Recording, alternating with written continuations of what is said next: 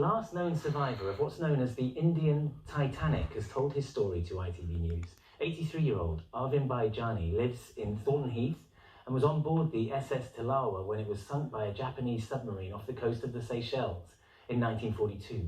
The British ship was travelling between Mumbai and South Africa. 280 people lost their lives. Now Arvindbhai and the relatives of other passengers on board say they want an apology from the Japanese government, as Daniel Henry reports. This is a story of survival at sea that has taken nearly 80 years to tell. My name is Arvindbhai Jani. I am the last survivor of the ship which was sunk in 1942, named Tilawa. Arvin was travelling from Mumbai to Mombasa to visit family. World War II had broken out. A Japanese torpedo hit their ship.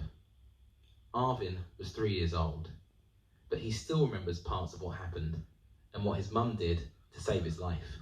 She was in the boat and suddenly she saw the water coming in because it bombarded. There was a big hole in the ship, so water was coming in. So immediately she took me, she tied me up here at the back, and she took whatever she can from the bag, ornament, she put it on. Bag you can't carry, but she carried me and immediately went up and asked for the help. For years, his daughter Bina thought this story was just for the family archives. But when she started digging, she realised it was important to share it. I think this story needs to be seen and heard, you know, not just for my dad, but for the people that didn't make it, you know. And there's going to be other families out there like ours, whose families perished and they don't really know about the story or don't know anything about it. As the 80th anniversary approaches, families connected with the disaster are coming together. Pravin was one of them. His late father was on the ship too. Pravin says the Japanese authorities should apologise for their role in what happened.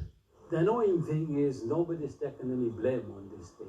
You know, Japanese have never said we are sorry, no apology, anything. It's only now that I'm going to write to Japanese embassy to see if I can get some apology for them.